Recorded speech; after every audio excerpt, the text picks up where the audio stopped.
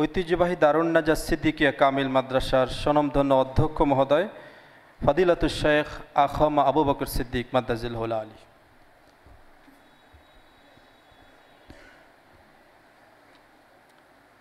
আসসালামু আলাইকুম ওয়া রাহমাতুল্লাহ।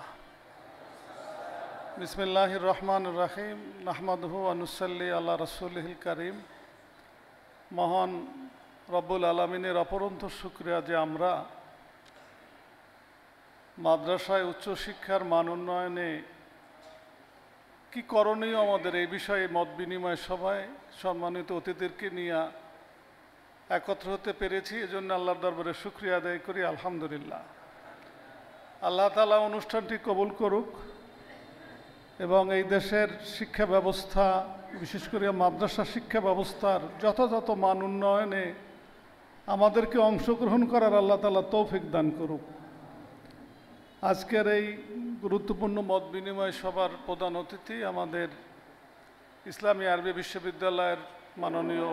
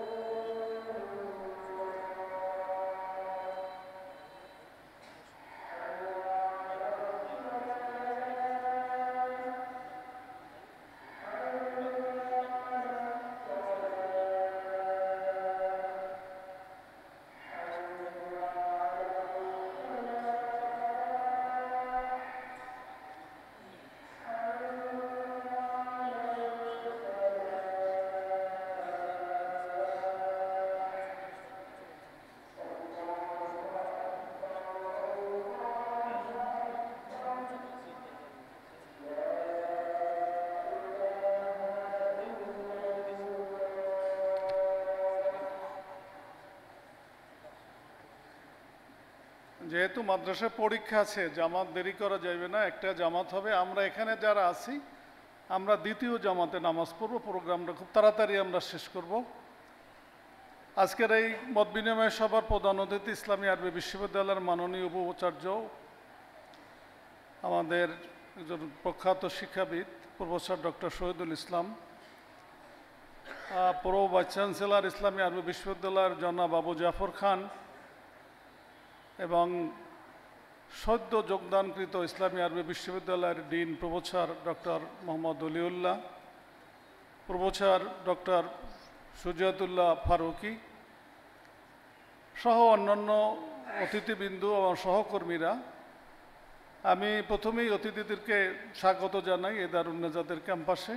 শুকরিয়া জানাই তাদের প্রতি, কৃতজ্ঞতাও জানাই, যেহেতু এই প্রোগ্রামটি মূলত বিশ্ববিদ্যালয়ের প্রোগ্রাম। তারা বিশ্ববিদ্যালয়টা নির্দিষ্ট প্রোগ্রামে আমাদের এখানে প্রোগ্রাম দিচ্ছে, এই প্রোগ্রামের অংশ হিসেবেই আমরা এখানে উপস্থিত হয়েছি। এভাবে চারজন বিশেষ মেহমান যারা দেশের খুব খ্যাতিসম্পন্ন শিক্ষাবিদ, বিশ্ববিদ্যালয়ের ঢাকা বিশ্ববিদ্যালয়, কুষ্টিয়া বিশ্ববিদ্যালয়, চট্টগ্রাম বিশ্ববিদ্যালয়ের নামকরা প্রফেসর, এই চারজন প্রফেসরকে এবং আমাদের বিশ্ববিদ্যালয়ে যাদের চিন্তায় এখন পরিচালিত হবে, এই মেহমানদেরকে পেয়ে আসলেই আমরা ধন্য, আমরা সম্মানিত হয়েছি এই মেহমানদেরকে পেয়ে। কাজে আমি এই মাদ্রাসার শিক্ষক, ছাত্র অভিভাবক সকলের পক্ষকে তাদেরকে মোবারকবাদ জানাই, শুভেচ্ছা জানাই। আমাদের হাতে সময় খুব কম, আমাদের অতিথিরা কথা বলবেন। মাদ্রাসা সম্পর্কে ছাত্ররা কথা বলেছে, তারপরও দারুন নাজাত সিদ্দিকিয়া কামেল মাদ্রাসা হিসাবে একটা নূতন প্রতিষ্ঠান। 1986 সনে এটা ডিএনটি প্রজেক্ট এলাকা কোনো জনবসতি তেমন ছিল না। এই মাদ্রাসার দক্ষিণ পাশেই সুকুরশি কবরস্থান।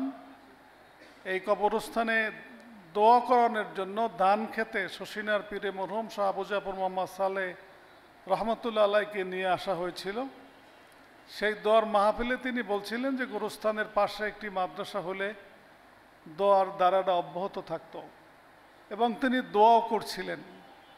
সেই দোয়ার ধারাবাহিকতায় 1988 সনে এলাকার 18 জন হাজী সাহেবরা মক্কাতুল মোকাররমায় হজ শেষে তারা পরিকল্পনা গ্রহণ করেন দেশে যে গুরুস্থানের পাশে তারা মাদ্রাসা করবেন, এবং সেই সিদ্ধান্তের পরিপ্রেক্ষিতে 1989 সনের শেষের দিকে ফুরফুরার আব্দুল আনসার আব্দুল কাহার সিদ্দিকী রহমতুল্লাহ আলাইহের উপস্থিতিতে একটা ধান খেতে বাঁশের খুঁটি পুঁতে এই এলাকার সাধারণ মুসলমান ভাইরা তারা এই দিনই প্রতিষ্ঠানটির সূচনা করে। 92-তে এই প্রতিষ্ঠানটি দাখিল শুরু হয়, 94-তে আলেম শুরু হয়, 96-তে ফাজল শুরু হয়, 2004-এ এটা কামেল পর্যায়ে উন্নতি হয়। ইসলামী বিশ্ববিদ্যালয় কুষ্টিয়ার অধীনে যখন অনার্স 31টা মাদ্রাসায় শুরু হয়, সেই প্রথমিক 31টার মধ্যে দারুন নাজাতেও প্রথম 2টা সাবজেক্টে অনার্স কোর্স খোলা হয়। পরবর্তীতে কামেলের ফেকা, তাফসির, আদব, 3টি বিভাগ, মোট 4টি বিভাগই এখন বিদ্যমান আছে। এবং আরবি বিশ্ববিদ্যালয়ের যে অনার্সের বিষয়গুলো আল কোরআন, আল হাদিস, দাওয়া, আরবি সাহিত্য, ইসলামের ইতিহাস, ফেকা, এসব বিষয়গুলোই এখানে আছে। মোটামুটি এলাকার লোকজনদের সহযোগিতা এবং খুব আন্তরিক এবং যোগ্য শিক্ষকদের একান্ত চেষ্টায় আল্লাহ পাকের মেহেরবানি এই অল্প দিনে আমাদের এই পথ চলা বা এই পর্যায়ে আসা। আমাদের ছাত্র সংখ্যা এখন প্রায় 13,000-এর কাছাকাছি টোটাল, এবং উচ্চ শ্রেণীতে আমাদের ছাত্রর যে স্তর, এখানে আমাদের কামেল লেভেলে, কামেলের যে ফার্স্ট ইয়ার সেকেন্ড ইয়ার, এখানে আমাদের ছাত্র আছে 578 জন, অনার্সের ছাত্র আছে 1408 জন, ফাজেল পাস কোর্সের ছাত্র আছে আমাদের 992 জন। এই 2978 জন শিক্ষার্থী আছে আমাদের মাদ্রাসার এই উচ্চশিক্ষা বিভাগে ফাজেল এবং কামেলে। এছাড়া আমাদের আলেম স্তরে আছে 2454 জন শিক্ষার্থী, দাখিল স্তরে আছে 4274 জন শিক্ষার্থী, এছাড়া ইবতদায়ী স্তরে আছে 2074 জন শিক্ষার্থী। যাই হোক, এছাড়াও আমাদের আরও বিভিন্ন আনুষঙ্গিক প্রতিষ্ঠান আছে।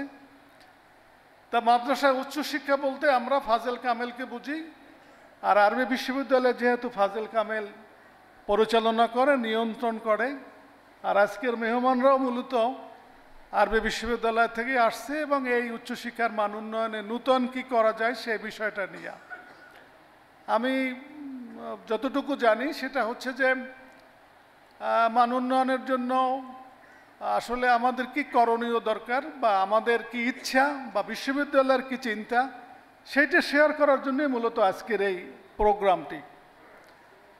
আমি খুব কথা বাড়াইতে চাই না, খুব অল্প কথাই বলতে চাই।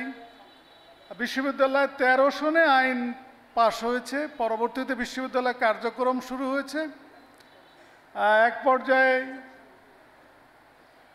সমস্যা কোনো ভাই, এবং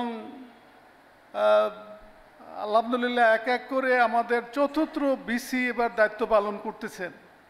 এর ভিতরে আমাদের শিক্ষক, আমাদের স্যার ডক্টর রয়সুদ্দিন স্যার, যিনি প্রথম বিসি ছিলেন, তিনি খুব অল্প দিনের মধ্যেই ইন্তেকাল করার কারণে বিশ্ববিদ্যালয়ের খুব কার্যক্রমে তার অংশগ্রহণ করার সুযোগ হয়নি। এবং এবার আমরা খুব আশাবাদী যে শুধু বিসি না, আমাদের বিসি মহোদয় খুবই যোগ্য, খুবই আন্তরিক মাদ্রাসা শিক্ষার প্রতি। সেই সাথে আমরা এই যে 4 জন প্রফেসর এখানে দেখতেছি প্রভিসি বা ডিন হিসাবে, তাহলে এখন বিশ্ববিদ্যালয়ে কিন্তু আরবি বিশ্ববিদ্যালয়ে 5 জন প্রফেসর আছে। এই 5 জন প্রফেসররাই কিন্তু দেশখ্যাত প্রফেসর, এদের আলাদা সুনাম আছে, এদের মেধা, এদের যোগ্যতা। এবং আমি তো শুনছিলাম যে আরও একজন ডিন আসবে, সব মিলিয়া তো 6 জন প্রফেসর তো আমাদের বিশ্ববিদ্যালয়ে মনে হয় খুব শীঘ্রই হয়ে যাবে। আর সেখানে এরা যদি খুব যৌক্তিক ভাবে বাস্তবমুখী যদি পদক্ষেপ গ্রহণ করে, তাহলে মাদ্রাসা শিক্ষার মান উন্নয়নের যে দৈন্যতা বা যে সংকট, এগুলো নিঃসন্দেহে দূর হবে, এতে কোনো সন্দেহ নাই। আমি যদিও ইউনিভার্সিটির আমার পড়ার সুযোগ হয়েছে, শিক্ষকতা করার সুযোগ হয় নাই, তা আমার বন্ধুবান্ধবরা ইউনিভার্সিটিতে শিক্ষকতা করে বা বিশ্ববিদ্যালয়গুলো সম্পর্কে তো আমাদের খোঁজখবর আছে, বা এখানে যারা অতিথি তাদের সাথে ওই বিশ্ববিদ্যালয়ের দায়িত্ব পাওয়ার আগেও পরস্পরকে আমাদের চেনা শোনা। বিশেষ করে আরবি বিশ্ববিদ্যালয়ের প্রতিষ্ঠা লগ্ন থেকে এ পর্যন্ত আমরা বিশ্ববিদ্যালয়ের সাথেই আছি। একদম বিশ্ববিদ্যালয়ের বিসি প্রথম যেদিন অফিস করছে রাশিউদ্দিন স্যার, সেদিনও আমি তার সামনে উপস্থিত ছিলাম। আমাদের হাসানুল্লাহ স্যার যেদিন প্রথম অফিস করছে, সেদিনও আমি উপস্থিত ছিলাম। কাজে এ পর্যন্ত বিশ্ববিদ্যালয়ের সাথে আমরা আছি। কাজেই আমাদের মাদ্রাসার মান উন্নয়নেই মূলত ইসলামী আরবি বিশ্ববিদ্যালয়, এই মাদ্রাসাগুলোই মূলত আরবি বিশ্ববিদ্যালয়ের প্রতিষ্ঠান। এই মাদ্রাসার শিক্ষকরাই আরবি বিশ্ববিদ্যালয়ের শিক্ষক, মাদ্রাসার ছাত্ররাই মূলত আরবি বিশ্ববিদ্যালয়ের ছাত্র, এইটাই আমি মনে করি। যে কারণে মাদ্রাসা যেহেতু আমরা মাঠ লেভেলে দায়িত্ব পালন করি এবং মোটামুটি দারুন নাজাত অনেকের কাছেই পরিচিত, আমাদের দেশে অনেক বড় বড় ভালো ভালো প্রতিষ্ঠান আছে, আমরা যদিও সেই পর্যায়ে এখনও যেতে পারি নাই, কিন্তু আমরা আমাদের জায়গা থেকে আমরা চেষ্টা করতেছি ভালো কিছু করার। সেই ক্ষেত্রে মান উন্নয়নের যে বিষয়গুলো আমি আজকের অতিথিদের দৃষ্টি আকর্ষণ করতে চাই, সেটি হচ্ছে আমাদের মাদ্রাসার শিক্ষার্থীর কাছে আস্থা ফিরিয়ে আনতে হবে আরবি বিশ্ববিদ্যালয়ের। মাদ্রাসার শিক্ষার্থীরা বিশ্ববিদ্যালয়ের কিন্তু আস্থা রাখতে পারতেছে না নানা কারণে, সেশন জট, পরীক্ষার বিলম্ব, নানান কারণে। কাজে এই অনেকগুলা কারণে আরবি বিশ্ববিদ্যালয়ের যারা আমরা শেয়ার হোল্ডার বা অংশীদার, শিক্ষক শিক্ষার্থী, তাদের কাছে আমি মনে করি কাঙ্ক্ষিত আস্থা এখনো অর্জন করতে পারেনি। সেই কারণটি কি চিহ্নিত করে সে আস্থা অর্জন করা দরকার। আমি জানি না স্যাররা যারা এখানে বসে আছেন, আপনাদের সন্তানরা মাদ্রাসায় পড়ে কিনা, কিন্তু আমি দাঁড়াইয়াছি এইখানে, আমার সন্তান কিন্তু মাদ্রাসায় পড়ে, মাদ্রাসা থেকে পড়তেছে, মাদ্রাসা থেকে কামেল পাস করছে। আমার সহকর্মী যারা আছে তারাও কিন্তু, তাদের সন্তানরাও কিন্তু মাদ্রাসায় পড়তেছে। যে কারণে আমরা যে বিড়ম্বনার শিকার হইতেছি, আমাদের শিক্ষার্থীদের, আমাদের সন্তানদের যে মাদ্রাসা শিক্ষার প্রতি আগ্রহটা নষ্ট হইতেছে, এক এক সময় এক একটা কারণ। এক সময় বোর্ডে ছিলাম, তখন মানের একটা প্রশ্ন ছিল, বোর্ডে তো সমমান দেওয়া সম্ভব না। এরপরে অনেক আশা স্বপ্ন নিয়ে আমরা কুষ্টিয়া গেছি, ভাবছি যে এইবার এখানে অনেক স্কলার, ইসলামী থিওলজি নামেই একটা বিভাগ আছে, আর মূলত ইসলামী আরবি বিশ্ববিদ্যালয়ের যে 100 বছরের দাবি, এই দাবিরই একটা আংশিক বাস্তবায়ন কিন্তু ইসলামী বিশ্ববিদ্যালয়, এটাই বাস্তব। যদিও আজকে সেটার নামে ইসলামী বিশ্ববিদ্যালয় আছে, আর তো ওইটাকে ইসলামী বিশ্ববিদ্যালয়ের যে বৈশিষ্ট্য সেই কথা বলার তো আমাদের সুযোগ কিন্তু বাস্তবতা কিন্তু নাই। কিন্তু আমরা ইসলামী বিশ্ববিদ্যালয়ে যাওয়ার পরেও কাঙ্ক্ষিত যে আশাটা, সেটা আমাদের কিন্তু বাস্তবায়ন হয় নাই। কেন হয় নাই সেটা ইসলামী বিশ্ববিদ্যালয়ের 2 জন শিক্ষক এখানে আছেন, ওনারা জানেন, আমি এই কথাগুলো ছাত্রদের সামনে বলতে চাই না। এরপরে আমরা ভাবছি যে আরবি বিশ্ববিদ্যালয় আমরা হইলে, স্বতন্ত্র হইলে আমাদের আস্থা ফিরে আসবে, কাঙ্ক্ষিত লক্ষ্যে পুষ্প।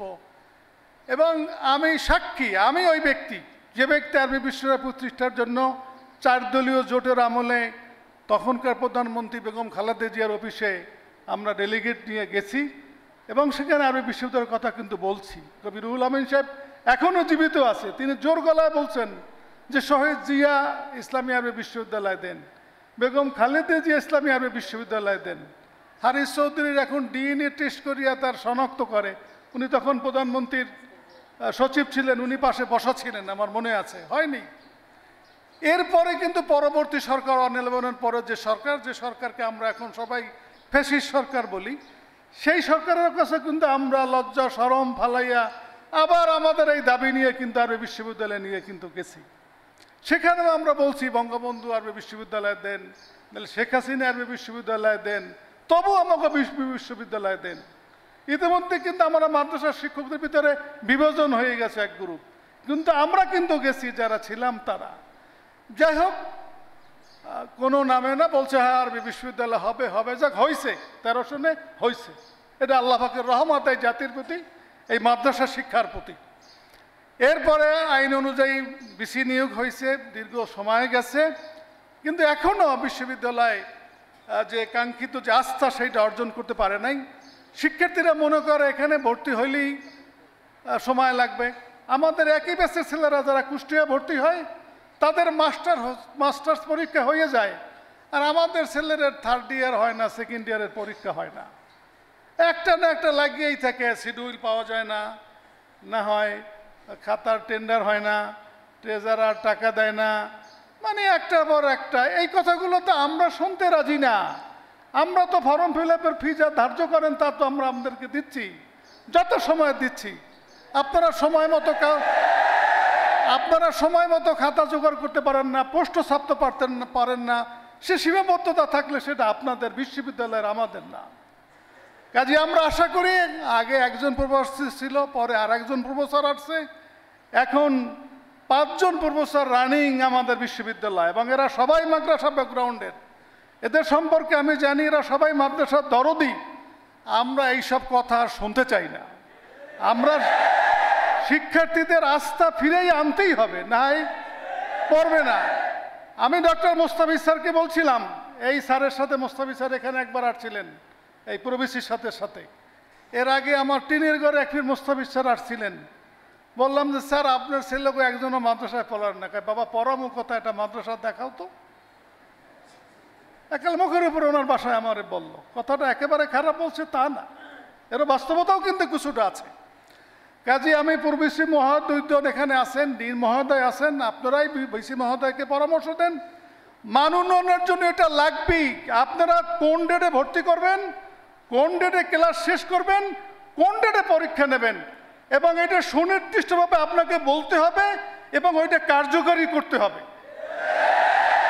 সেই ব্যাপারে আপনারা উদ্যোগ নেন। মান উন্নয়নের জন্য প্রথম লাগবে আমাদের জীবনের সময়ের সবচেয়ে মূল্য, এই সময়ের গুরুত্ব দেওয়া, সময়ের মূল্য দেওয়া। কোনো অজুহাত আমরা শুনতে চাই না, পরিষ্কার কথা। আমাদের মাদ্রাসা শিক্ষায় অনার্স, এটা তো আমরা একসময় কল্পনাও করতে পারি নাই। আজকে 5টা 6টা বিষয় অনার্স হয়েছে, আরও বিষয় আইনে আছে। আমরা বারবার কিন্তু বলছি, বাংলা ভাষার কথা বলছি, ইংরেজি ভাষার কথা বলছি কমপক্ষে মাদ্রাসায় যে সাবজেক্টগুলো আছে, মাদ্রাসায় বাংলা প্রভাষক আছে, ইংরেজি প্রভাষক আছে, রাষ্ট্রবিজ্ঞানের প্রভাষক আছে, অর্থনীতির প্রভাষক আছে, এছাড়া আরও অনেক বিষয় আছে। আইনে ইসলামী আইনের কথা আছে, কম্পিউটার সায়েন্সের কথা আছে, এগুলো কিন্তু আইনেও দেওয়া আছে। আমরা একাধিকবার বলছি যে আরও কিছু অনার্সের সাবজেক্ট খোলা যায় কিনা। যখন আমরা বলি তখন যারা শোনে সারে গোসেয়ারে, তারা দেখে যে খুব খুশি হয়। কোন অদৃশ্য হাতের কারণে আমাদের এই সুন্দর কথাগুলো পরে আর তাদের কাছে ভালো লাগে না, অথবা তারা বাস্তবায়ন করতে পারে না। হ্যাঁ, আমিও মনে করি যে হ্যাঁ আরও সাবজেক্ট খোলা দরকার। তবে মনে রাখতে হবে, ইসলামী বিশ্ববিদ্যালয় আজকে যেমন নামের ইসলামী বিশ্ববিদ্যালয় হয়ে গেছে, ইসলামী থিওলজিতে 3টে সাবজেক্ট ছাড়া কোনো সাবজেক্ট নাই, আল কোরআন হাদিস আর দাওয়া। এত বছরেও কিন্তু এই থিওলজি বিভাগের বড় বড় স্যাররা ওইখানে ইসলামী বিষয়ক 5টা সাবজেক্ট আর কিন্তু খুলতে পারেন নাই।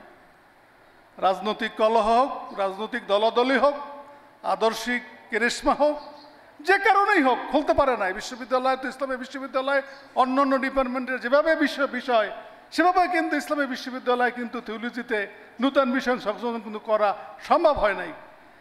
আমি বলতে চাই যে হ্যাঁ বিষয় খুলবো, কিন্তু এইটা যেন ওই ইসলামী বিশ্ববিদ্যালয়ের মতো নামের বিশ্ববিদ্যালয় না হয়।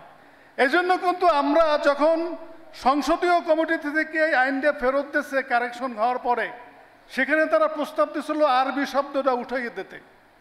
আমরা বলছি যে না, আরবি লাগবে। আরবিতে একটা জিনিস আমাদের বুঝাইতে হইবে যে এখানে মাদ্রাসা শিক্ষার একটা স্বকীয়তা থাকতে হইবে বিশ্ববিদ্যালয়ের। এই জন্য ইসলামের পরে কিন্তু আমরা আরবিটা সংযোজন করতে অনেকটা জোরাজোরি করে কিন্তু আমরা বাধ্য করছি, বা বিজ্ঞজন যারা তারা ব্যাপারে একমত হয়েছে।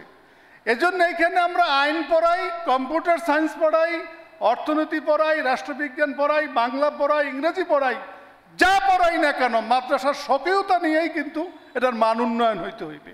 এ বিষয়টা অবশ্যই মাথায় রাখতে হবে। আমি মনে করি এখন যে মাদ্রাসার যে সিলেবাস, যথাযথ সিলেবাস জাতীয় বিশ্ববিদ্যালয়ের মতো ফাজল কামেলের সমমান করা হয়েছে।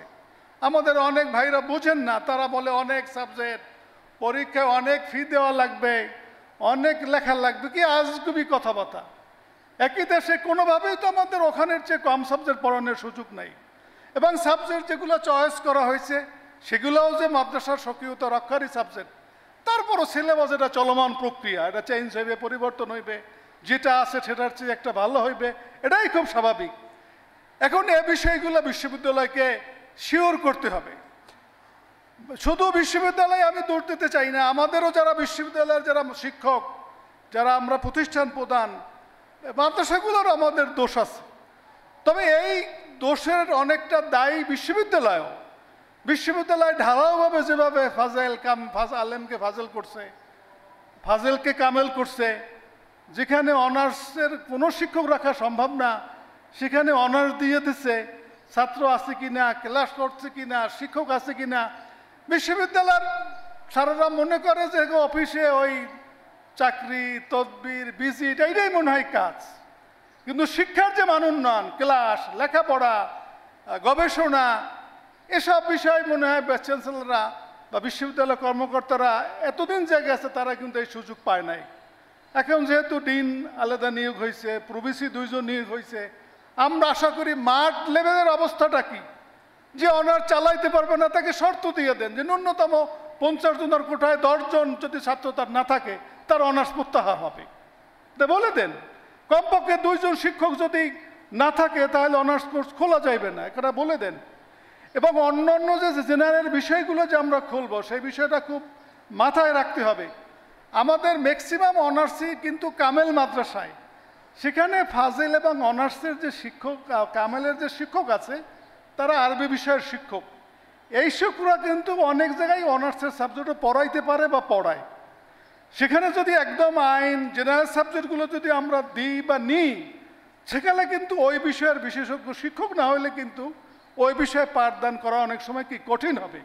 এজন্য ওইসব বিষয় খোলার আমি পক্ষপাতী, কিন্তু খুলতে হইবে ওইসব প্রতিষ্ঠানে যেখানে ওইসব বিষয়ের শিক্ষক রাখতে পারবে, ওইসব বিষয়ের পুস্তক তাদের লাইব্রেরিতে থাকবে। না হয় কিন্তু সেইখানে ঢালাওভাবে মানে আনন্দের জন্য একটা সাবজেক্ট খোলা, আমার প্রতিষ্ঠানে 5টা সাবজেক্টে অনার্স আছে এই কথা বলা, বিশ্ববিদ্যালয়ের সার্গ নিয়ে একটু মেহমানদারি করার জন্য অনার্সের ভিজিট করানো, এর কোনো যুক্তি নাই। এই কোয়ালিটিটা নিশ্চিত করতে হবে, তাহলেই মনে হয় মাদ্রাসা শিক্ষার মান উন্নয়ন হবে বলে আমি মনে করি। যাই হোক, কথাগুলো একটু সমালোচনামূলক হইতেছে, তবুও আমি মনে করি এগুলো প্রয়োজনীয় কথা। আমরা বিশ্ববিদ্যালয়ের, আপনারা আমাদের মাদ্রাসার, এটাই আমরা মনে করি। এবং আমরা মিললেই মাদ্রাসা শিক্ষার মান উন্নয়ন করতে হবে। আমাদের যে ত্রুটি বিচ্যুতিগুলো আছে, আপনাদের উৎসাহ, আপনাদের তদারকি, আপনাদের সিস্টেম, সেই ত্রুটিগুলো আমরা দূর করতে চাই। এবং আবারও বলে আপনাদের আস্থা, রেজাল্ট, যথাসময় পরীক্ষা, ভর্তি প্রক্রিয়া, এই সব যে বিষয়গুলো, বিশ্ববিদ্যালয় প্রতিষ্ঠা হয়েছে ফ্যাসিস্ট সরকারের আমলে, এখানে কর্মকর্তা, শিক্ষক, কর্মচারী নিয়োগ হয়েছে এই আমলে, বহু রূপের বহু ব্যানারে ঢুকছে বহু লোকজন, নিয়োগ টিয়োগ নিয়ে অনেক রকমের কথা আছে, কোনো সন্দেহ নাই। কতক বাস্তব, কতক অবাস্তব, কতক সত্য, কত মিথ্যা, অতীতে আমরা বাদ দিই। এখন আমরা নূতন বাংলাদেশে বসবাস করছি। নূতন ভিসি আসছে, নূতন প্রভিসি 2 জন আসছে, নূতন ডিন আসছে।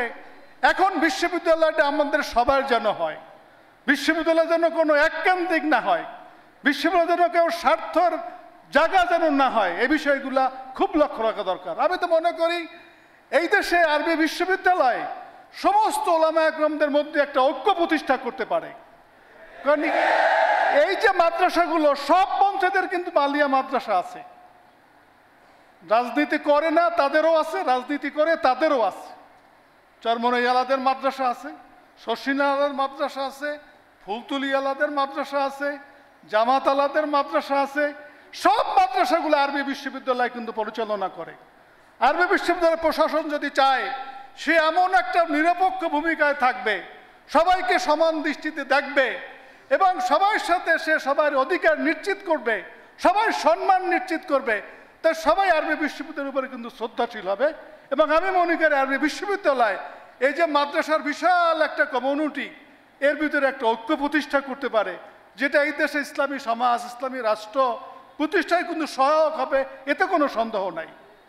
এজন্য বিশ্ববিদ্যালয়ের প্রশাসনকে সবার কাছে আস্থাভাজন হইতে হইবে, সবার কাছে গ্রহণযোগ্য বান হইতে হইবে। এই পরামর্শগুলো বিশ্ববিদ্যালয়কে দেওয়া দরকার এবং আমি মনে করি এটা শিক্ষার মান উন্নয়নের জন্য খুব কিন্তু জরুরি। বিশ্ববিদ্যালয়ের শিক্ষক কর্মচারী যারা আছেন, তাদের ভিতরে এই দৃষ্টিভঙ্গি আপনাদের ফিরেই আনতে হবে যে প্রো ভাইস চ্যান্সেলর, বিশ্ববিদ্যালয়ের শিক্ষক, section officer, registrar, deputy registrar, এরা যেমন শিক্ষা নিয়ে কাজ করছে, ওই অজাপরাগায় মাদ্রাসাওয়ালারা এরাও কিন্তু শিক্ষা নিয়ে কাজ করছে। তাদেরও কিন্তু ইচ্ছা সম্মান কিন্তু কোনো অংশে কম না। এ বিষয়টা কিন্তু বুঝাইতে হইবে, এ বিষয়টা কিন্তু নিশ্চিত করতে হইবে। কোনো জায়গায় হয়রানি, কোনো জায়গায় প্রেশানি, কোনো জায়গায় বিলম্ব এটা যেন না হয়। আবার আপনাদের সাথে বেশি ঘনিষ্ঠতা, তা দিয়ে যেন আমরা কোনো অবৈধ সুযোগ, অনৈতিক সুযোগ অথবা নিজের স্বার্থের কোনো সুযোগ আমরা গ্রহণ না করি, সে ব্যাপারে আপনাদের সাবধান হইতে হবে, সতর্ক হইতে হবে। আমি মনে করি খুবই জরুরি। এছাড়া আরও যে কথাগুলো বলা দরকার, সময় নাই। আমরা বারবার বলে আসছি যে অনার্সে যারা পাঠদানকারী শিক্ষক, এদেরকে আপনারা ট্রেনিং দেওয়ার ব্যবস্থা করেন। সেদিন অনলাইনে আপনারা ভর্তি বিষয়ে একটা আলোচনা করছেন। আমি ডিনদের বক্তব্য, পূর্ববিসিদের বক্তব্য, বিসি স্যারের বক্তব্য আমি শুনছি। আমার ঢোকার সুযোগ ছিল না, কথা বলার সুযোগ ছিল না। ভালো, এটাও আমাদের মধ্যে উৎসাহ হয়। এটা তো খুব ক্ষুদ্র একটা বিষয় নিয়ে কথা হয়েছে। অনার্স মাদ্রাসার শিক্ষক কারা, এদের লিস্ট চান, আপনারা লিস্ট করছেন, আপনারা খাতা দিচ্ছেন। এই টিচারদেরকে ট্রেনিংয়ের ব্যবস্থা করেন, কীভাবে তারা পড়াইবে নিশ্চিত করেন, টিচার আছে কি না এটা নিশ্চিত করেন। তাহলেই দেখবেন এগুলা গতি আসবে। এগুলো আমরা বারবার এ কথাগুলো বলে আসছি।